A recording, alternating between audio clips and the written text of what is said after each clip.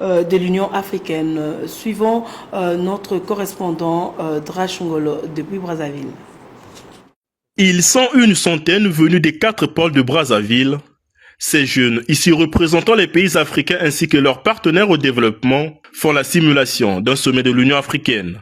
Une manière de les instruire à mieux comprendre le poids des responsabilités qu'incarnent les chefs d'État et de gouvernement, les ministres des Affaires étrangères et les diplomates. Cette initiative vise, selon son organisateur, à conscientiser les jeunes et surtout à les pousser à devenir les vrais leaders. C'est un exercice de simulation que nous avons voulu organiser à l'endroit des jeunes pour les arrimer aux arcanes de l'Union africaine.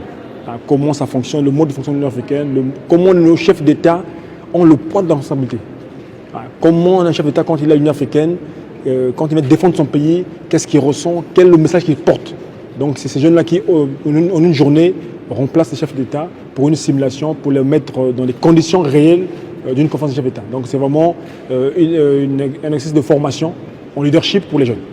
Au cours de cette simulation, Nguele Mujubrel, dans le rôle du président angolais, président entrant de l'Union africaine, a pris le témoin des mains de la représentante du président sortant, le Mauritanien Gazouani. Après sont suivi les discours du président de la Commission de l'Union africaine, du secrétaire général de l'ONU et les débats liés aux résolutions.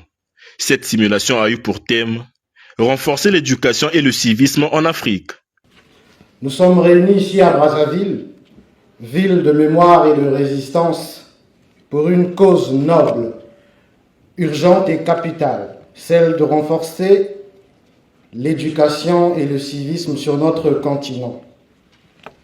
Un thème qui touche au cœur même de notre projet continental, celui d'une Afrique prospère, pacifique et intégrée, guidée par des propres citoyens et représentant une force dynamique sur la scène mondiale.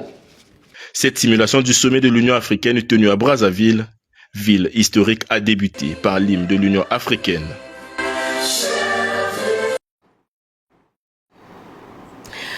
Pour terminer, le chef coutumier